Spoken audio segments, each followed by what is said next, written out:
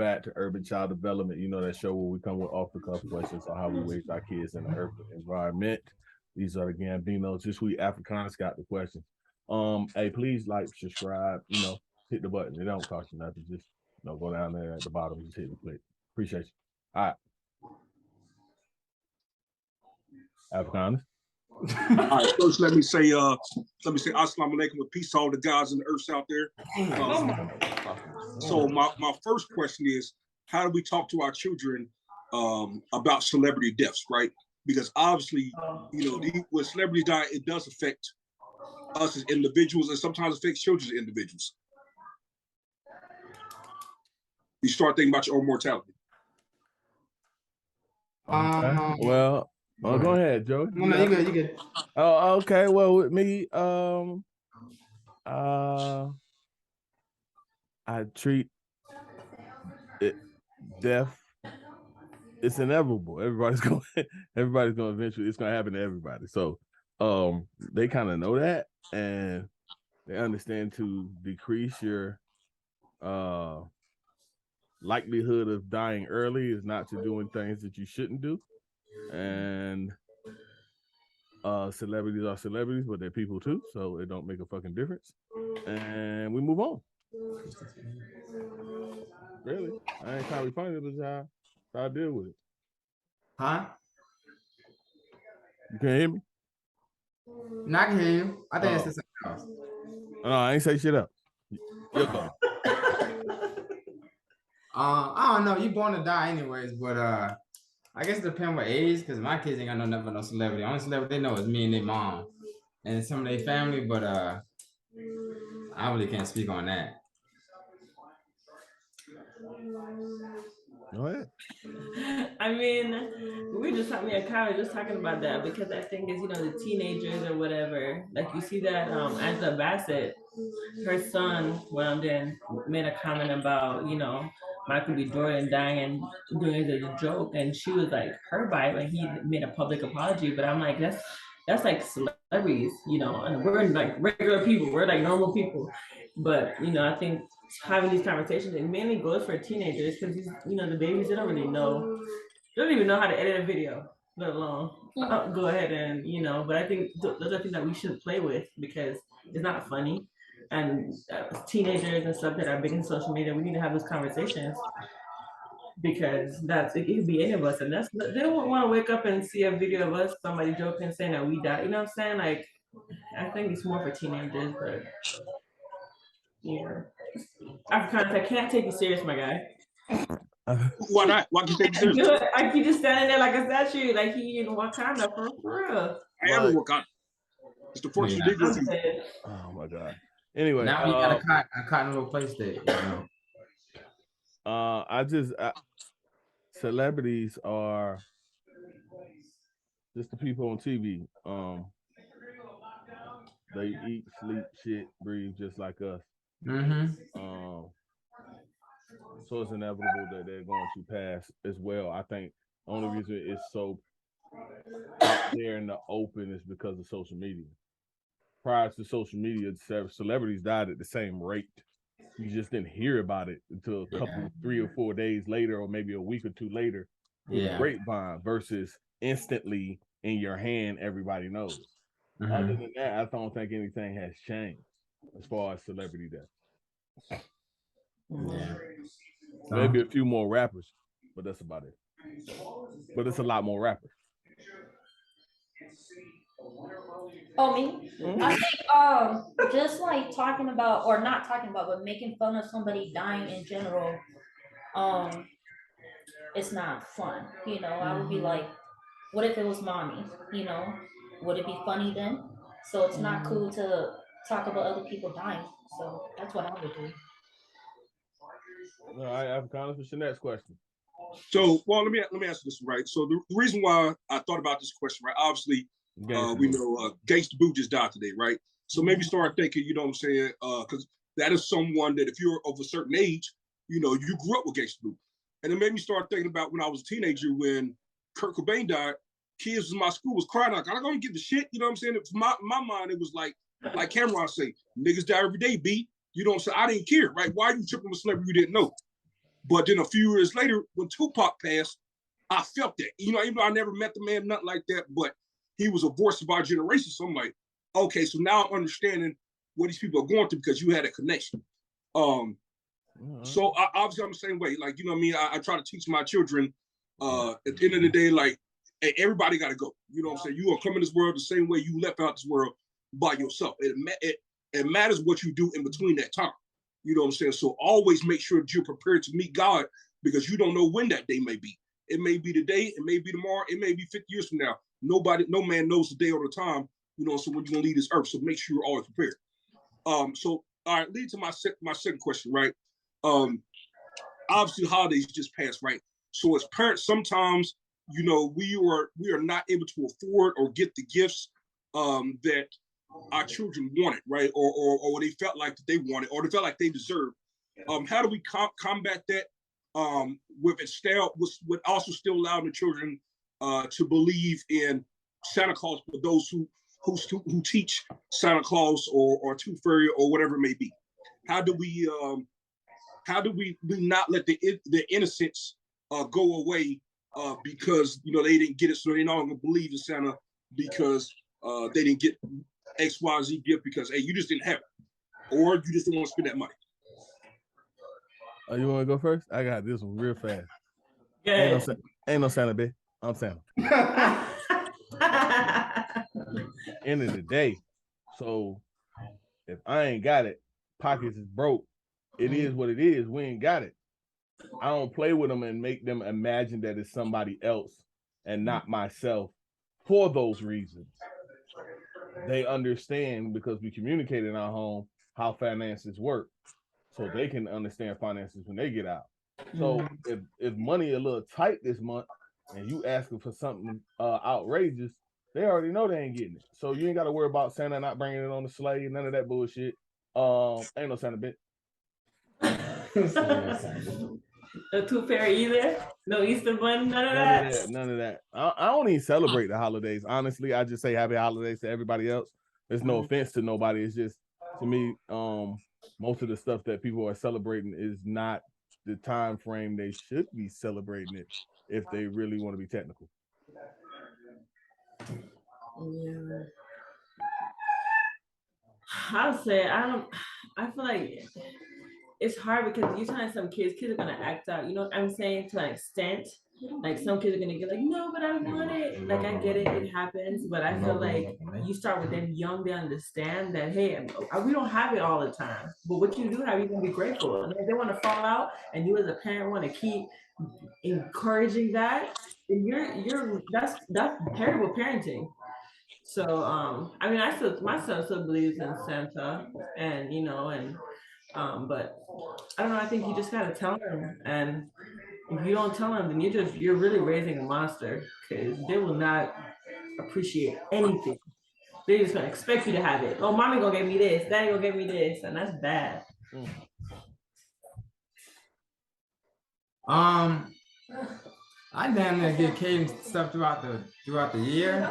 So by the time anything to do with Christmas, he probably want like one or two things. That's really about it. So that's how I've been doing it with him since day one. Plus I'm getting these little 90% up discounts and stuff. So I'm pretty much good. So I make sure I do all that. But he don't be asking about no Santa, because I mean, I don't know, I ain't teaching about no Santa though, or the tooth fairy. He just take the tooth out, that's it. I don't give him no money either, but I gave him money, but I told him. No, I ain't give him the money. But he got $1. But that's all I really do though. I get everything to him throughout the year. That makes it easy for me. For me, we don't celebrate Christmas in our culture, but it's hard, even though my son is autistic, but they get it at school. You know, usually around the holidays, it's like, oh my God, Christmas, and they start making gifts at school, and not I gotta go buy him some gifts so he can open it because they're doing it at school. You know, and I don't want to, because of his autism, rob him of his innocence. Like, oh, he doesn't know. You know, so I just play with it because I don't want to rob him of his innocence. So I'm the same way, right?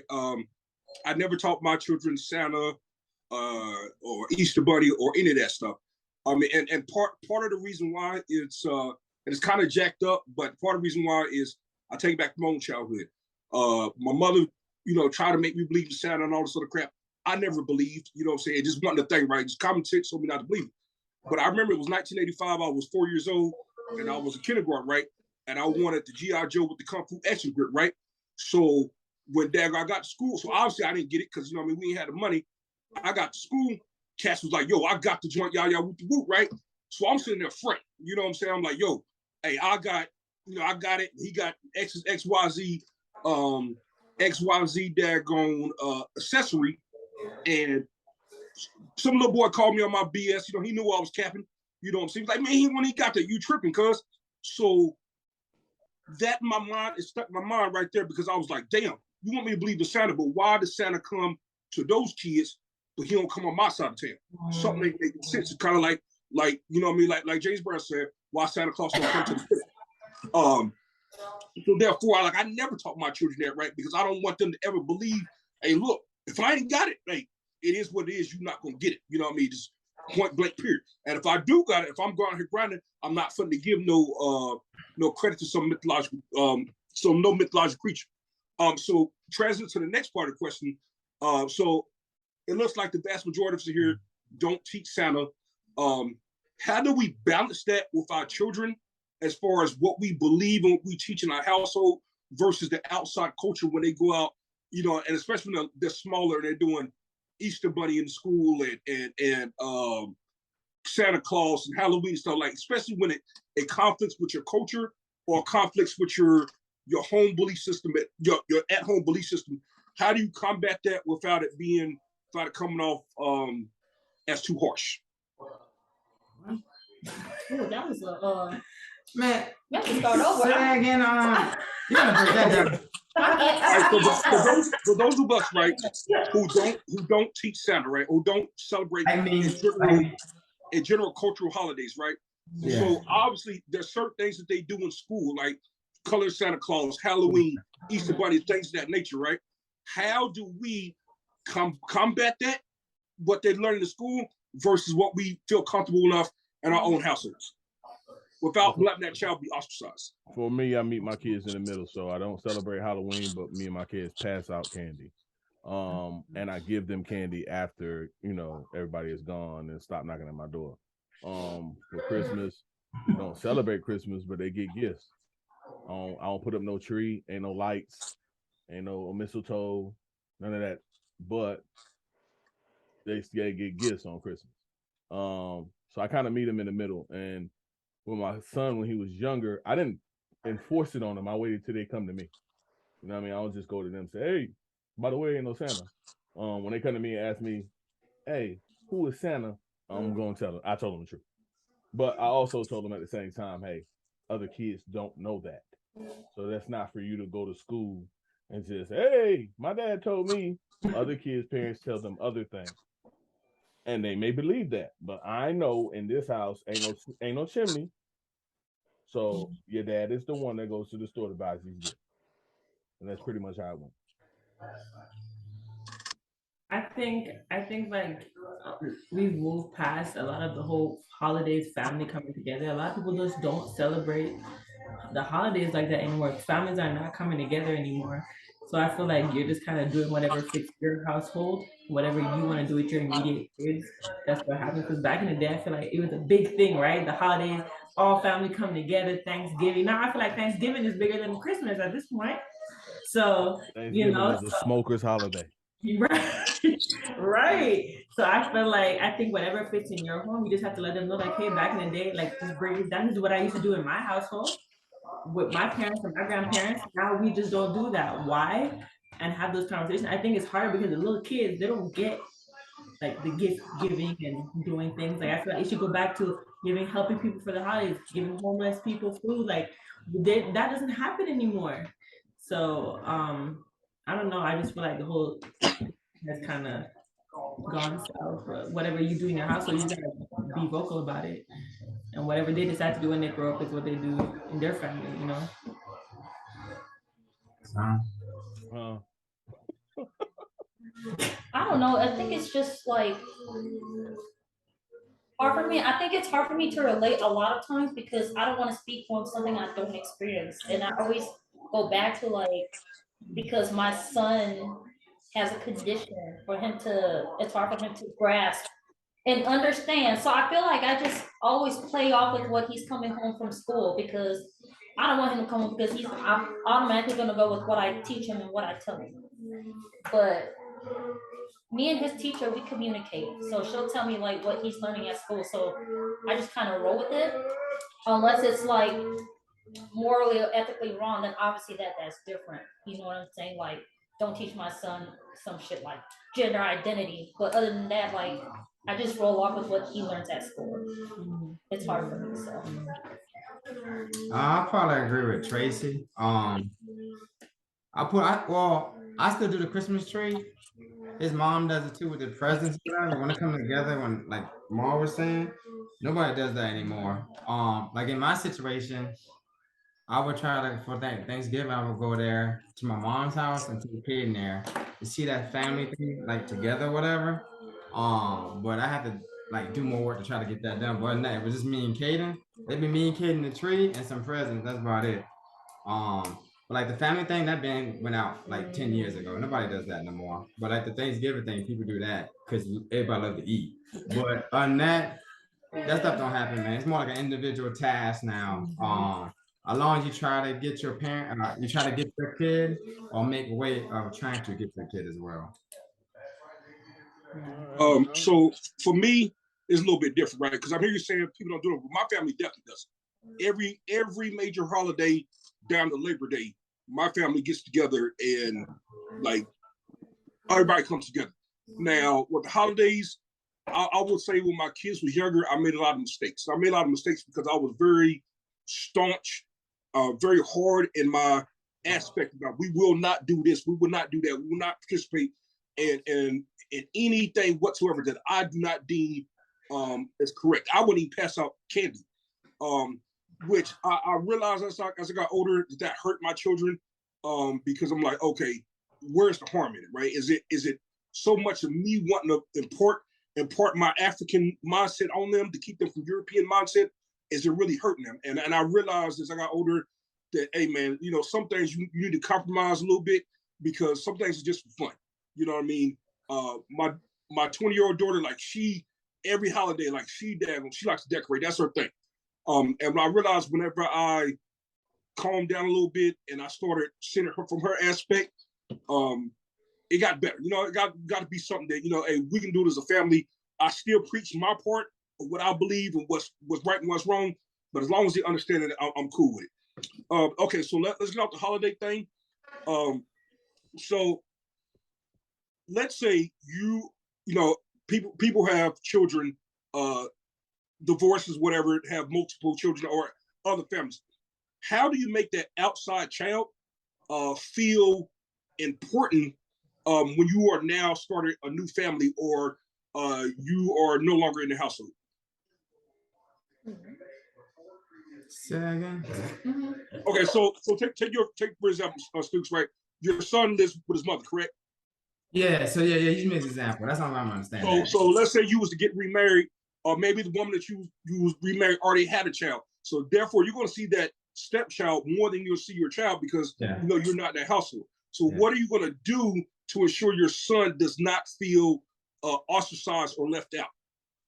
So for me and Caden talk on video. Then there are 2 times a day playing Fortnite or games. So I'm gonna always have that video connection with him. It won't be physical, but at the same time, for like my divorce, obviously, I have alternate holidays. So Caden to have that, he might feel some type of way, but at the end of the day, Caden knows the situation that I only could do so much because of this, you know, going through a divorce. But the fact that we talk every day on video, like that already means a lot to him. He understands that I'm not around him. But he does understand that I still have that connection with him. Anytime you call him, I pick up the phone.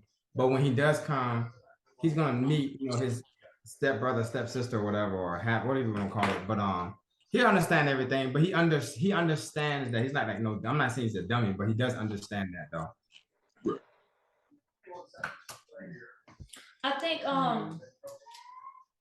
So I grew up with two moms, you know. So I have a stepmother, and then my mom. I think for me, I would just have to make sure that I show Noah that I'm present in his life versus just buying him shoes and clothes and toys, you know, because they remember if you're there, you know, like did you come to my games or did you come to my award ceremony, my graduation? So I just need to make sure that I hit those milestones with him, you know, and I think I don't know. It's tough because I grew up. My dad wasn't there for me growing up because I had two moms. So, and he definitely didn't make us feel like we were definitely neglected growing up. So it's hard for me, you know, because I experienced that. I was that child that didn't get loved. It wasn't until I became an adult that I was kind of like, you know what, let it go because I'm grown now. I don't need him, you know. So I just have to make sure that I'm physically there for him when he needs me. I think that plays a part in co-parenting. It plays a part in like the spouse, the other person also, because I feel like if you're going into a new like for me, if I date somebody now and his kids is with the mom in maybe another state, then I would want the kids around. You know, I want the kids to have a relationship. I would encourage him to be around his kid. When are you getting your kid? Let's go visit.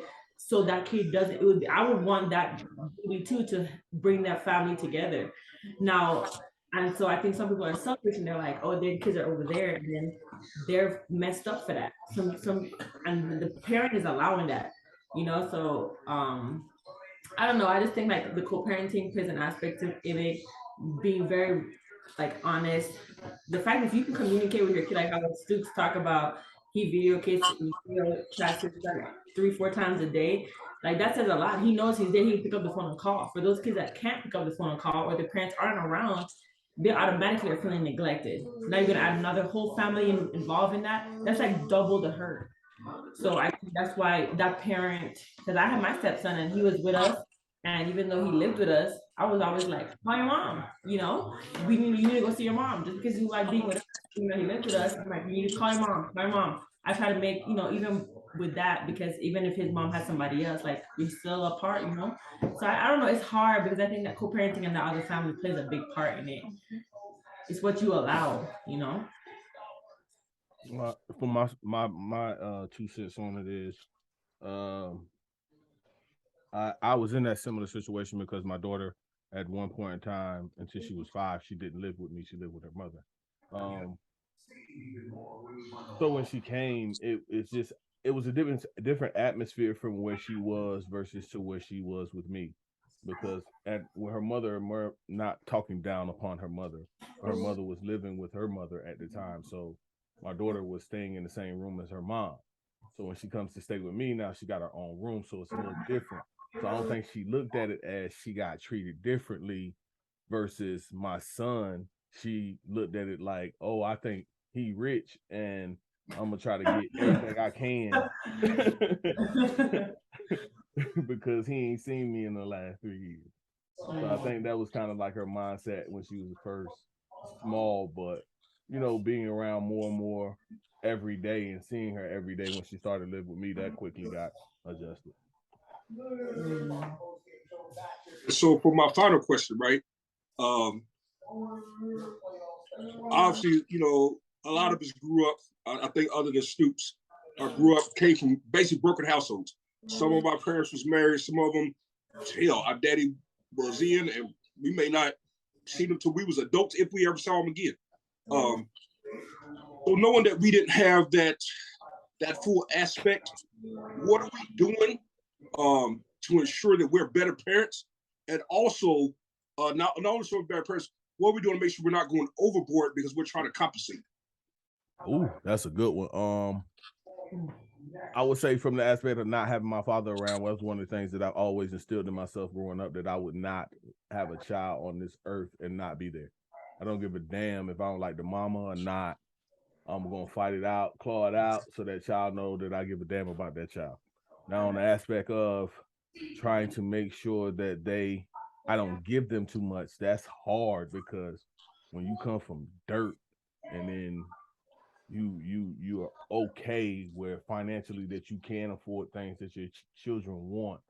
You want to give them those things because you couldn't get them, but at the same time you want to let them know that, hey, I worked for this. This shit didn't come just because you asked for it and it just popped out of the sky.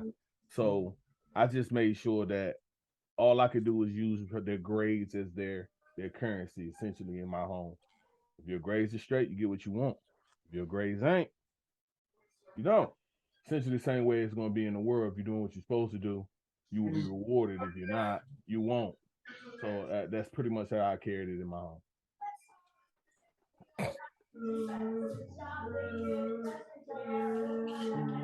I would go. So for me, because I didn't grow up with my dad in my life, and now Noah's growing up without his dad in his life. So now I feel like I have like a lot of space to fill in what I want to teach. A, I'm a woman. B, he's a boy. You know. So growing up without my dad, I just know that I don't want to put my son through that. Like it taught me something. You know what I'm saying? And as far as like he's an only child, so he's easily spoiled, but at the same time, like I'm a single mom, so I don't make a lot of money. You get what you get. You know what I'm saying? At the same time, not trying to rob him of his innocence because he's autistic, but I do the best that I can. You know what I'm saying? And he knows that. So like when I pick him up at the daycare, he's running to me, or if I go to the field and I come back, he's running to me. So it's telling me I'm doing okay. I'm doing good. You know, so Um, I think it's hard because, like, for my situation, my dad wasn't around. My mom's parents were married in the same household, like, all them kids together in one household, still married. My dad wasn't in my life, not my son, and I wanted different for that. Being married, having a father for my child, and now I'm in the same position as my mom, and it sucks, but like again, he's older, so I can say, hey, it's just me and you. It's just me and you. Like you can't get it this time. Maybe next time you can get it. And teaching him and doing my part, but you can't force a parent to be a parent either. You can go in with all the intentions and you can say you think you have the you think you picked the right partner and then come to find out, fast forward, you know what I'm saying? And it's not your fault, but that's just what happened. And you just have to kind of go for it. And I just hope that, you know, I pray for our family that I find someone that, when whoever I find next or remarry that loves my son and takes him. Because that's what my little brother's dad did. Even though it didn't work out, he took me and that was my father figure. And that's who I call my dad now. So I want him to know that, hey, just because your real dad isn't there, that there's other men in your life that will step up to the plate. You know what I'm saying? Like Stu, for example, like he'll remember Stu's about to leave, but he's done more for my son than his own dad in the past 2 years. And he's gonna remember that. He gets sad when I pick him up if he's with him. And to me, so he already understands what that figure is. So but yeah, it just sucks because you go into every like I bet like even you Tracy, you went into your relationship with your daughter's mom thinking it was right, and then things didn't work out how it seemed, and it sucks like that because now you blame yourself. Man. But you know, right? It's you don't think, you know what I'm saying? But I mean, you just gotta kind of keep it pushing, but let him know like, hey, it's gonna be okay, and we're a team, and we're gonna make it happen, and hopefully somebody else comes along and picks up that. That somebody came along for me. I can't front. I've been married for 15. And it's great, and it happens. Yeah. And see, like you're like a witness, like your daughter's with you. Like that's a good scenario. Like she's seeing that family. She's seeing how a mom is. She's hard-headed as shit though. Oh. But oh my God. It's gonna be a fight. Did she join it? She wanna join she said she wanna join the Navy. So we're gonna see, but it's been a fight. A teenage girl is different. It's the hardest job I ever had. I promise you that. But it's probably gonna be the most rewarding, hopefully.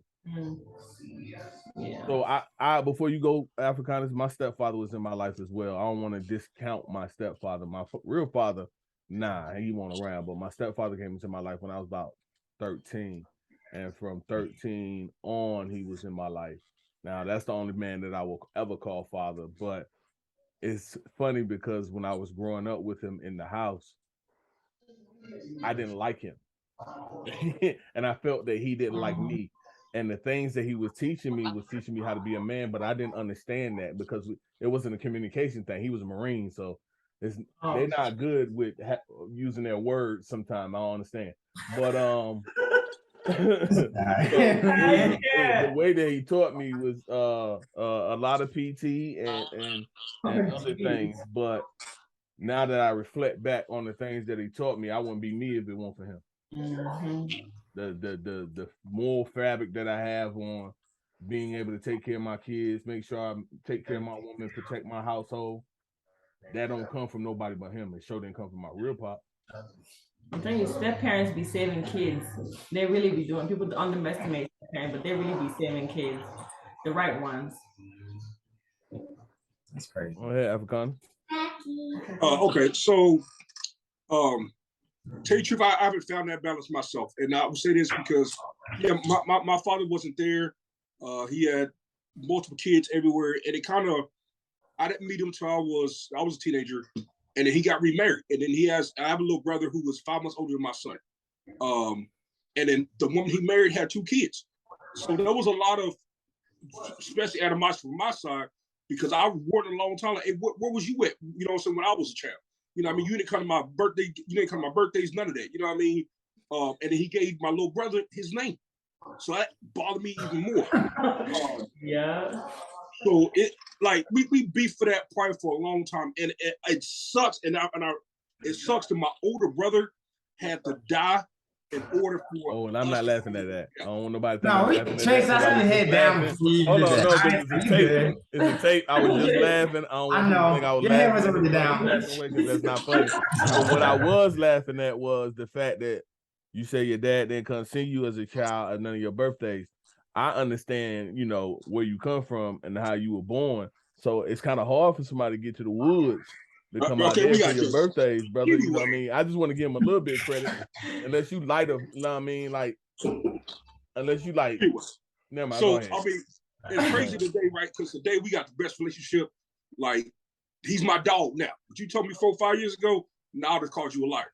Now, with that being said, with my own children, I try to go to the 10th power extra on everything just because I wanted them to always know that, you know, you ain't never got to worry about nothing. You know, and sometimes I felt guilt, you know, obviously being a soldier, being deployed, being in the field, you know, things of that nature, it takes you away. So those times when I'm gone, I'm feeling mad guilty because, you know, when you get ready to go on deployment, you know, that's really 2 years. It ain't 1 year because that year dad gonna warm up to it.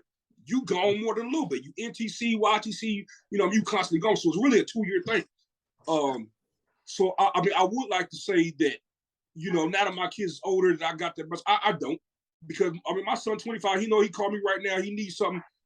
It is what it is. I'm gonna shell it out regardless. But I ain't got it. Somebody else, I'm about to go get it. You know what I mean? My daughter's the same way. My daughters know, hey man, you call daddy. You already know what it is because I always talk to the young child. You know what I'm saying? If you know, quoting them dirty boys, you know, if a nigga throw you some money, throw it back to him. You know, so don't worry about it because I'm gonna hustle because you don't need these niggas. You know what I'm saying?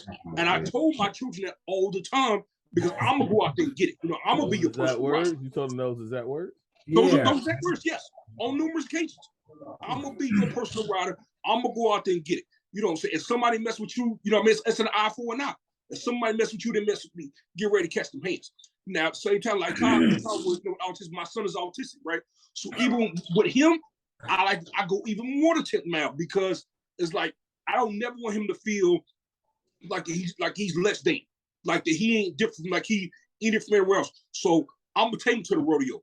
I'm gonna take him to the hockey games. I'm gonna take him to the monster. Now I've over the years I've had to realize he does have limitations because sometimes you go in these places, it's too loud for him. You know what I'm saying? And I try to force him to go in there because I want him to, you know, not feel any different. You know, so but I've learned how to, you know, that it's a proper balance. You know what I'm saying? You know, like anything else in life and anything being with a parent, you know, you have to it's trial and error. You know what I'm saying? But things I know he loves hockey. So, you know, last week took him to a hockey game and we were sitting center ice. He was in love, like he was having a great time. And that's what I want for my kids. I don't never want them to ever be like, dad didn't do nothing for me. Now, if anything, it's the exact opposite now. Like, now if I say, hey, we finna do something, if I figured out now he don't know because he'll go sit in the room all day. If he see me getting ready to do something, if he don't want to do it, he gonna go disappear. Because that's him talking like, man, dad, I'm tired of going out all the time. You know what I mean? He's crazy, man. He will avoid me. You know what I'm saying? Like straight up.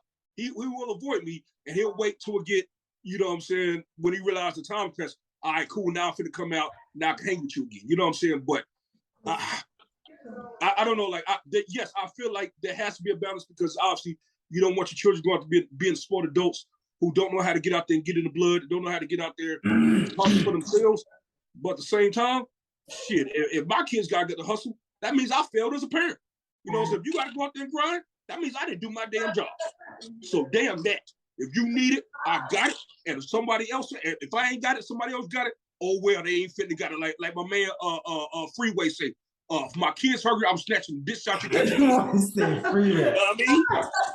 Hey, I ain't gonna lie though. Both my parents stood together, obviously, but me being a military brat, it was pretty like it was medium income. So we wasn't like, struggling, it was always medium income. My mom and dad, mostly my mom, because she wasn't working, she had 4 of us, and that's a job by itself. She would always have like outfits on the bed. Come from school, we had like a whole brand new outfit, and shoes and everything, right? So there has been times that my dad was at Desert Storm or something like that. He couldn't teach me how to, play basketball or skateboard. I did all that stuff on my own, which is cool, but you still want that. But as I graduated high school and then I joined the military and I have Caden, now I see how it feels to be a military brat. And I'm still that medium, that mediocre person. I try to give Caden everything he not want, or I'm saying want and need. But I still continue doing what my mom and dad did for me, although I'm a single parent now, and it hasn't changed. I'm still doing the same thing.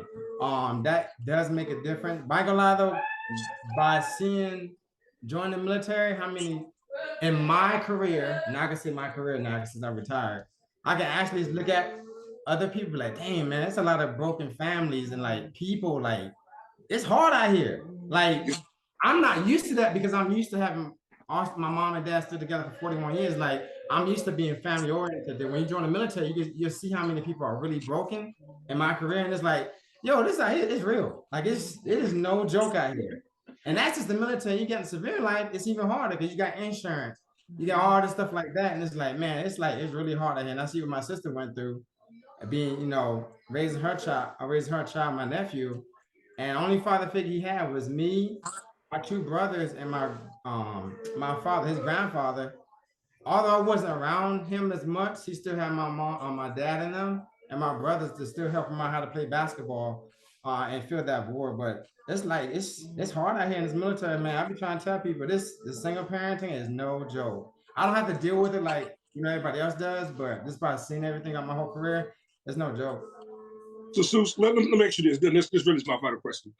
As an NCO and stuff like that, and this is a person in general, did you ever feel like maybe you wasn't Black enough or you couldn't relate just because you didn't come from, or maybe not Black enough, but maybe you wasn't hood enough because you came from a 2-parent household from median income? No, I never felt like that because I think because I was raised in Southern California, and I grew up around more like Mexicans playing marbles and stuff. So racism, like I didn't know what that is until I got to South Carolina when my dad had to move to I think Lejeune or something like that. But I never looked at what you were saying, but it's like I just treat everybody equal. That's the only thing I know. I don't know Black, white, all the stuff like that. But I didn't see that until I came to South Carolina and see my family. My dad already retired. It's like, and one of my cousins said, like, why are you around that white boy? I said, yo, check this out. I'm not doing that. As soon as they told me that, I was like, yo, stop. Don't even do that because I'm not raised like that. I understand. I didn't get too mad because they're from South Carolina, South Carolina. They're raised like that. That's how the mentality is. And I can't get mad at something you're raised on. Because everybody's not going to be raised how I am. Everybody's raised differently. But I had to understand that more, and they actually showed me what they was doing. I was like, yo, this is crazy. But I never felt like what you were saying before, though. Would you take an offense, Stooks, if I told you that I knew you was a military brat when I met you? No, because a lot of people has told me that. Okay. And the only reason I knew is because I had two different worlds. I had the opposite of you. You had middle America always. I had hood. Then my stepfather came into the picture being in the military, and then all of a sudden it's changed.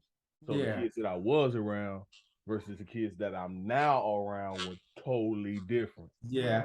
So I understood when I met you, oh, you want one of the kids that I used to be with, one of the kids that I was with when I was in the military. No, I got you. Got it, yeah. And it's crazy you say that because a lot of people they tell me out there, it's like, "Dude, you a military brat?" Or your parents pronounce like, yeah, they're like, man, I can really tell because you like respectful, you help a lot of people out. You got some people who's hood, they be like, yo, I ain't dealing with that crap. You're gonna have to sacrifice and learn on your own. But they saw how I was doing it, like, Stu, you be dealing with a lot of like stupidity. I'm like, everybody don't have it, man. Because if that one person doesn't have it and they depend on you, they're gonna make a difference, which has happened on deployment. And it's hard, man. Because that's the only reason I picked your ass up that night. Damn. This motherfucker will call me at like 10:30, man. I'm playing the game. Like, man, I ain't coming out this house. Appreciate it, though. I ain't nothing but anytime. Yeah, bro. Right. I didn't want to seem like I was hating. You know, so I asked that question just because sometimes, you know, maybe like in my career, I felt like that as well because, you know, I'm from the South. So sometimes I get around people from the city, you know what I'm saying? From New York, Philly, Chicago, places like that. And I'm like, man, y'all hood. Like, I'm from the ghetto, but nah, y'all from the hood. Like, I'm not on that level. You know what I'm saying? When y'all get talking like, okay, nah, I'm tripping. You know what I mean? And it's the same thing as well. Is because obviously some of the activities I like to do, you know what I mean? It's, you know, it's just with white folks. You know what I mean? And like I was with my homeboy yesterday, big ass redneck. You know what I'm saying? But you know, we were in the store, whatever. They was like, yeah, this is my brother. People looking like stress. I say, hell yes, my brother. You don't see the family resemblance. You know what I mean? But it made me think of that mindset. Like I've known this man for 12, 13 years, but it's weird that, you know, now that we back living in the South, I'm in Washington, that people look at it as weird now that when he said that's my brother. When in the military world, no one has thought twice, especially on the West Coast. Oh, okay, that's brother. Okay, cool. No one looks different. You be doing stuff that endanger black people. Anyway, you know what I mean? All but you know what? You know what's funny? You know, you're right in that to a certain extent because one thing I learned when I got back down south is I can't go everywhere.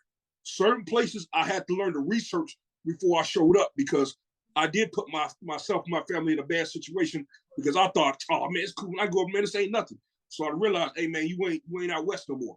The things you can do out west, you can't do here. And you need to realize where you at.